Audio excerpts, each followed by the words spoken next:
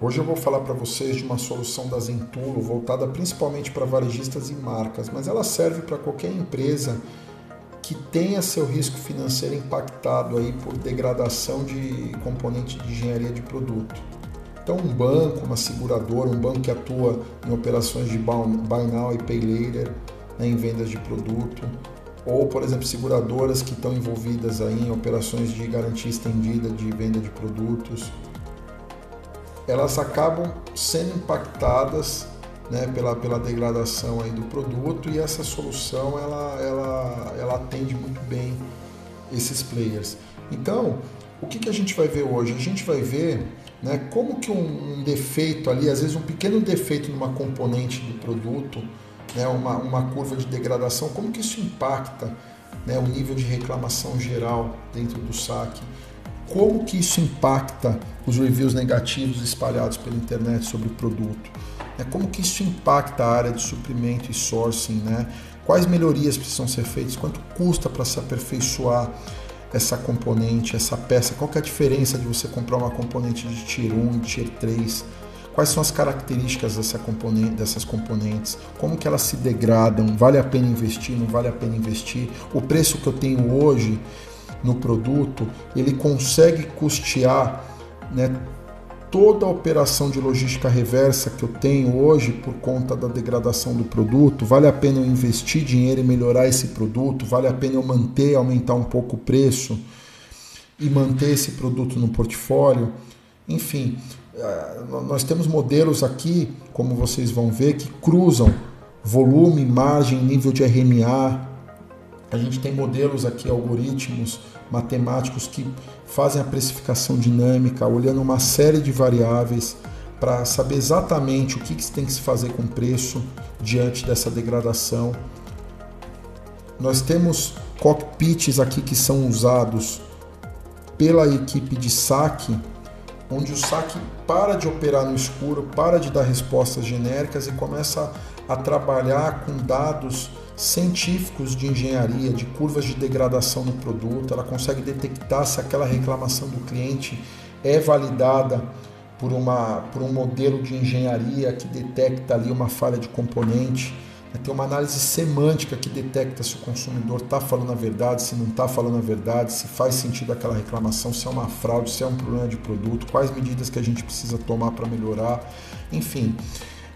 A gente tem também outros cockpits, outros modelos, algoritmos que projetam o impacto daquele produto no portfólio como um todo.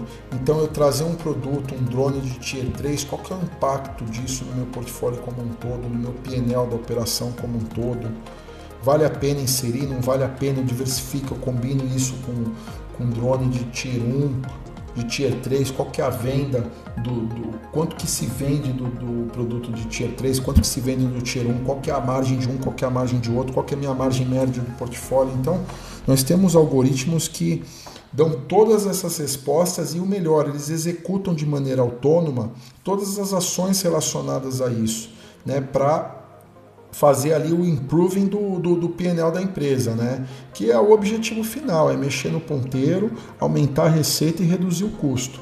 Então vamos aqui vamos passar brevemente por alguns modelos para vocês entenderem um pouquinho o que cada um faz. Então aqui, esse modelo estocástico aqui voltado para a engenharia do produto, ele destrincha aqui, ele abre todas as componentes do produto. No caso do drone aqui, ele detectou 7 componentes, desde a bateria até a placa controladora de voo, a fiação interna, a carcaça plástica. Ele detecta aqui, né, que essas componentes elas se degradam, cada uma nessa velocidade projetada aqui no gráfico. E ao mesmo tempo vocês podem comparar, né, que a gente está falando de um produto de Tier 3, que é essa curva vermelha aqui. Você consegue comparar com a linha amarela aqui, que é a mesma componente no Tier 2. Então é uma curva de degradação completamente diferente, né? O produto de Tier 2, ele degrada muito pouco nos primeiros 12 meses. A gente está falando aqui de um drone. Então depois desse período de 12 meses, geralmente quando se acaba a garantia, ele começa a degradar numa taxa maior.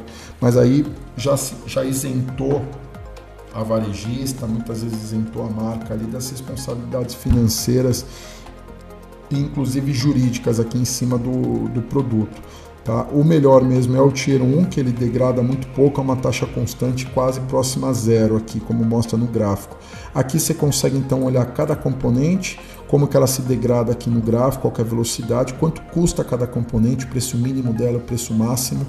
Né? O algoritmo também ele faz aqui uma avaliação do que é essa componente, o que é esperado dessa componente no Tier 1, o que é esperado no Tier 2, o que é esperado no Tier 3. Então aqui a gente está olhando aqui as células de energia, os sistemas de propulsão, né, e a carcaça e mecanismo de dobra, que são os principais elementos aqui, as principais componentes de engenharia desse drone. Né? Então a gente está aqui, né, no quadrante 3, que é um produto de Tier 3, mas a equipe de sourcing consegue imediatamente se comparar o que é esperado nos outros tiers, e para saber se vale a pena ou não é só subir um pouquinho aqui e olhar aqui o preço por tier de cada componente. Então às vezes com um investimento mínimo você tem uma melhoria absurda do produto, né? Você atenua de maneira muito forte o impacto negativo.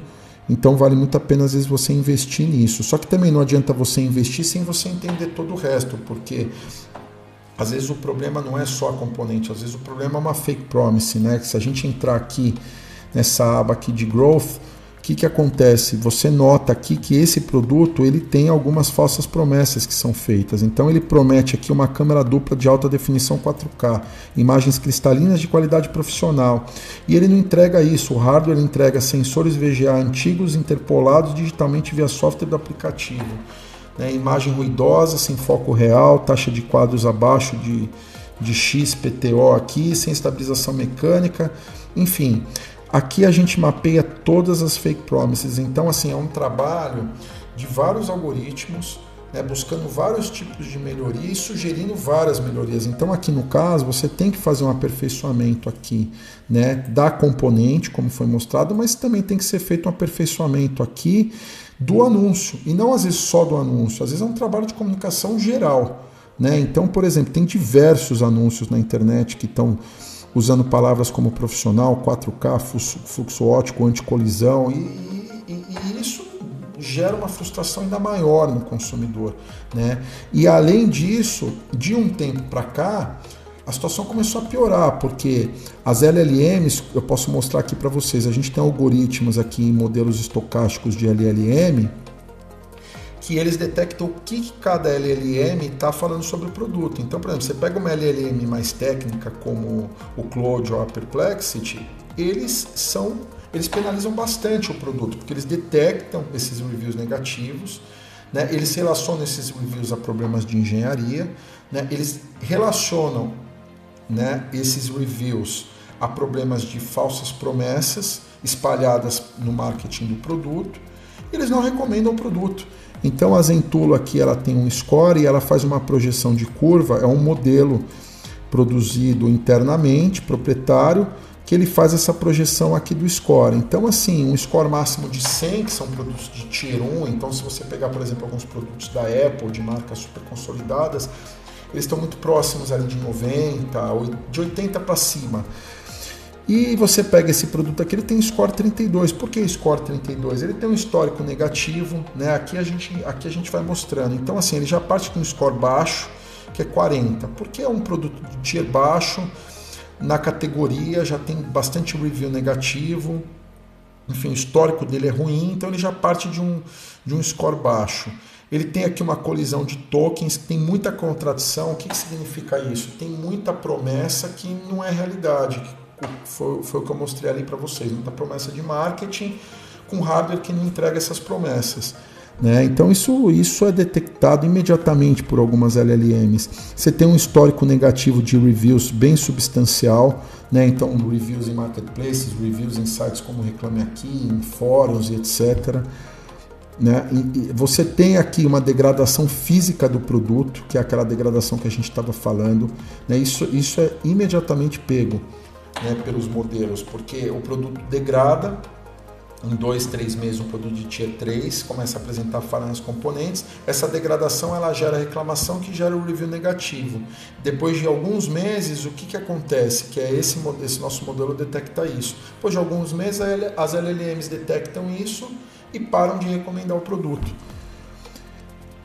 Então, esse modelo ele serve para isso. Ele serve primeiro para detectar, né, para projetar essa curva aqui ao longo do tempo, para o varejista e para a marca saber, né, como que as LLMs vão reagir àqueles defeitos das componentes, e ao mesmo tempo ele faz aqui um plano de ação totalmente executável. Ele pode ser executado, né, com a validação humana, ou ele pode ser executado de maneira autônoma. Então, o que a gente faz aqui? Por exemplo, o modelo detectou e sugeriu atualizar os dados estruturados no Merchant Center, removendo a palavra profissional. Ele está certo, o Gemini ele captura isso, ele penaliza. Na hora que você vai perguntar no Gemini de um drone, ele vai detectar isso aqui depois de um tempo. Se você vier aqui na Perplexity, o que a Perplexity, que é extremamente técnica, detecta? Ela detecta que o produto não tem uma landing page oficial, às vezes ele não tem uma especificação real, ele não tem um manual de uso bem feito. Enfim, então ele sugere a criação desses manuais, ele sugere a criação de vídeos técnicos no YouTube, ele sugere a produção de material técnico em fóruns especializados, enfim. Então todas essas sugestões aqui, elas não são só sugestões, elas se tornam ações que são executadas. E essas ações elas podem ser executadas aqui pela nossa camada aqui do nosso sistema, que é o Asset Execution Platform. Então, dependendo da forma que a varejista ou a marca ela configura o sistema automaticamente, estando plugado aqui em todos os sistemas da empresa, ele começa a gerar essas execuções aqui dessas ações de maneira autônoma. Então ela fala assim, pô, melhora, cria aqui o manual da Perplexity, né? Cria vídeos. Então, né, os nossos algoritmos aqui, eles criam vídeos, eles criam conteúdo, eles mandam, se tiver configurado, esses conteúdos diretamente para os canais de publicação. Né? Se a varejista ou a marca quiser ter uma validação humana, ela cria uma camada antes. Né? A execução ela não é autônoma, ela é quase autônoma, né? Mas ela tem uma validação humana antes. Então, o modelo aqui vai continuar sugerindo em tempo real, né, todas essas melhorias. O que mais que nós temos aqui, né, nessa solução? Nós temos o cockpit aqui do atendente de saque, né, como eu mostrei para vocês. Nós temos também, né, um cockpit aqui que ele faz uma simulação de portfólio. Então, assim, se eu inserir esse drone dentro do meu portfólio de produtos, qual que é o impacto disso nas minhas curvas de P&L, nas minhas curvas de rentabilidade, nas minhas curvas de RMA, nas minhas curvas de volume, né? O quanto vale a pena inserir esse drone no meu portfólio? Se eu inserir no meu portfólio, qual o tamanho que eu devo inserir? O que mais há de sugestão? Tem outros drones? Vamos olhar aqui no Mercado Livre, qual que é o nível de pesquisa, qual que é o score dentro da Shopee, o que o Google Trends está dizendo, é tendência, não é tendência? Né? A gente tem aqui o cockpit de precificação dinâmica, então assim, é um algoritmo, né? Assim, ele funciona com séries temporais e com modelos de regressão múltipla. O que significa isso? O que tem por trás disso? Então a precificação ela não é simples da forma que muita gente opera essas precificações dinâmicas. Não é só você olhar, o produto está parado, giro baixo, estoque alto, o concorrente baixou o preço, eu vou baixar também. Esse algoritmo aqui é muito mais complexo, ele é um algoritmo com uma dezena de variáveis e ele consegue dinamicamente projetar o peso de cada variável. Então, se ele detecta, se ele está ali plugado, né, todo o modelo rodando dentro da varejista, e ele detecta pela área de suprimento que esse produto ele não está vindo na China, que ele está em falta na China, né, que em alguns países já começou a se subir o preço desse produto, no Brasil também você, né, futuramente vai ter um impacto aí de oferta. Então, o que o modelo ele faz? Ele fala, não, tudo bem, eu tenho estoque, eu estou girando baixo, né? Mas eu estou vendo aqui que são concorrentes que têm pouco estoque, deixa eles venderem, o produto aqui vai entrar em falta. Além disso, foi detectada aqui uma trend de TikTok, uma trend de Google Trends ou de Shopee. Esse produto aqui ele vai ficar quente, né, uma hot trend. Então, assim, vamos segurar e vamos fazer dinheiro melhor, vamos de uma maneira melhor. A gente vai vender num preço mais caro, a gente vai vender com mais calma, a gente vai trabalhar melhor a comunicação do produto, a gente vai acertar os anúncios, né? A gente vai criar os manuais sugeridos pelos algoritmos, os vídeos, a gente vai trabalhar depois nos próximos lotes com a equipe de sourcing uma melhoria nas componentes do produto, vale o investimento, tudo calculado, tudo rodado por modelo, enfim. Por último, a gente tem o cockpit aqui, que o SAC utiliza. Como que funciona esse cockpit? Os saques hoje, a maioria trabalha com muita pouca informação em relação à engenharia do produto. Não se tem notícias hoje de sistemas ou softwares que consideram aí a engenharia do produto para o atendente dar a resposta. Então, como é que a Zentulo resolve isso? Hoje o atendente no cockpit dele, ele consegue ver o ciclo de vida físico com a taxa de degradação do produto. Como que a Zentulo faz isso? A gente cruza os nossos modelos estocásticos, eles cruzam uma série de informações, eles se cruzam entre eles e a gente gera toda essa matriz de informação aqui para o saque trabalhar. Então hoje um atendente de saque, ele consegue, né, se a gente pegar esse exemplo aqui de um depilador a laser de pelos, por exemplo, então ele tem aqui todo o histórico de conversa com o cliente, ele consegue ver o ciclo de vida físico do produto, ele já conseguiu entender que naquele ponto ali da reclamação o produto já se degradou quase 10% em 4 meses, né? Isso inclui também o tempo que o produto ficou parado em estoque. E aí, o que ele identifica aqui? Ele identifica a matriz de correlação aqui entre a componente e o problema de engenharia, o que levou o cliente a reclamar. Então fica muito claro, né, que existe um fundamento de engenharia por trás daquela reclamação, né? E estatisticamente provado, não é um chute, né? Não é um chute de uma inteligência artificial, não, são modelos estatísticos que detectaram que aquela relação ela existe. E para complementar a análise, nós temos modelos aqui de algoritmos que analisam a semântica, né? Com a ajuda de inteligência artificial, eles conseguem fazer o cruzamento entre o que está escrito ali na reclamação e detectar com o ciclo físico da engenharia do produto se aquela reclamação ela é verdadeira ou não, né? Então a gente faz uma série de cruzamentos, os modelos eles cruzam uma série de coisas, desde a foto do produto, né? Se faz sentido o consumidor está reclamando ali de uma fake promise por conta da foto, se faz sentido, né, o consumidor está reclamando por causa de uma fake promise de conteúdo mesmo, uma promessa de marketing que não foi atendida pela entrega de hardware, se faz sentido, né, aquela reclamação existir do ponto de vista das LLMs, né, se um chat GPT, uma recomendação de um Claude, de certa maneira acabou tendo relação com a reclamação. Enfim, todas essas variáveis elas são consideradas aqui, né, pelo modelo que agrega todos essa inteligência dos outros modelos, tá? E além disso, no final, né, o atendente ele conta ainda com a ajuda de um terceiro algoritmo aí que vai gerar a resposta automática. Essa resposta ela pode ser postada e validada antes por um humano, ou ela pode ser completamente protocolada, né, no canal ali de atendimento, seja dentro de um marketplace. Aqui no caso a gente está falando de um ticket da Magalu, né? Então o sistema está integrado já com a Magalu. Se o atendente postar aqui, essa resposta ela vai parar lá no sistema da Magalu, tá? E vai ser vista pelo cliente.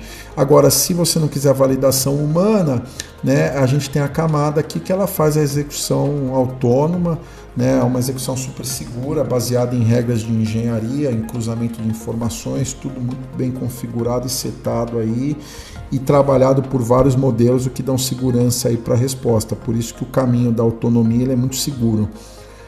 Então eu acho que é basicamente isso, né? A gente passou aqui para finalizar, né, em alguns modelos, alguns algoritmos. Então o algoritmo de engenharia, a gente passou também pelo algoritmo que mede o que as LLMs falam, né, sobre o produto.